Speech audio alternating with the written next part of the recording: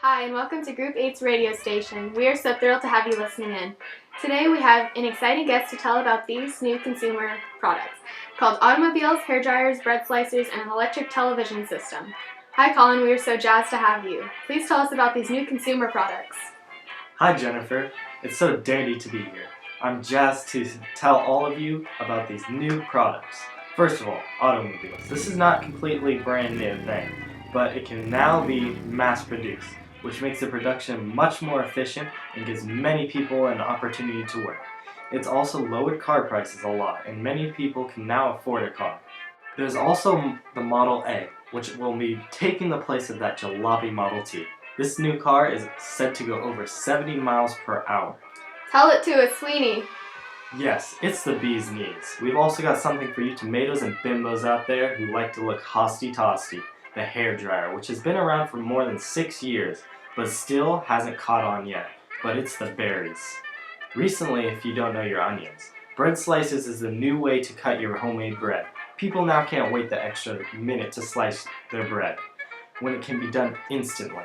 Now this invention is more like it. My tomato handcuffed me a couple years ago, and she told me from the very beginning that slicing bread takes too long.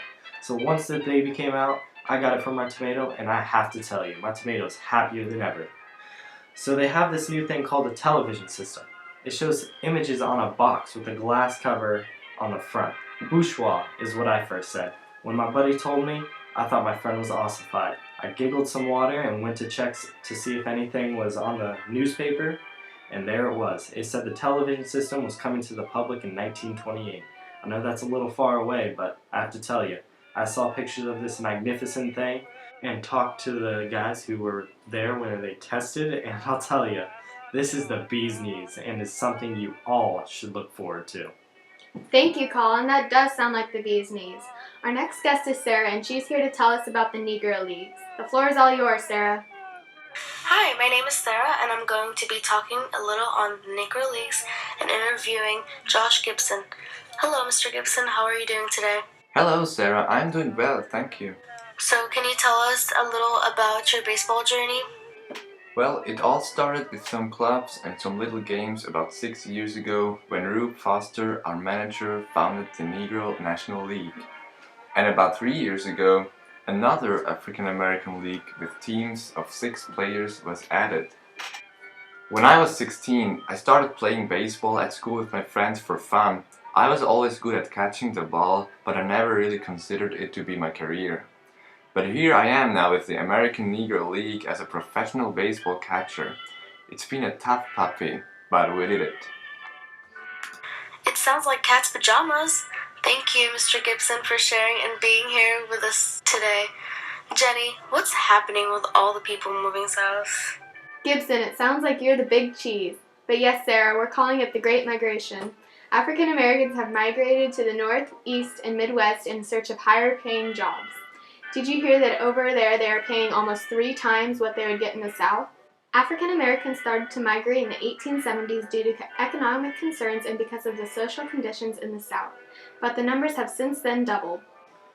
Next we're gonna talk about this new organization called ACLU, which stands for American Civil Liberties Union.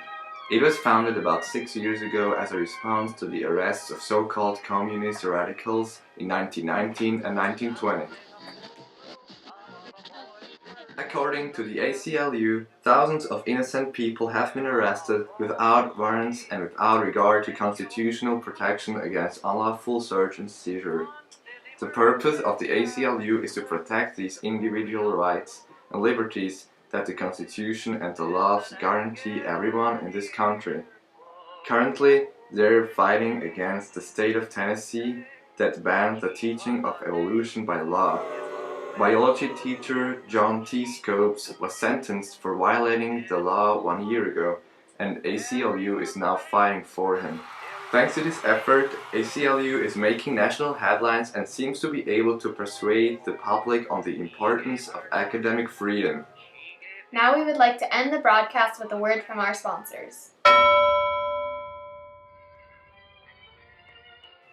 When you've had a long day, take a swig of this magnificent tangy refreshment. Coca-Cola. When you're down on your feet, let Coca-Cola lift you off into taste bud heaven. So head to your store and get your Coca-Cola now.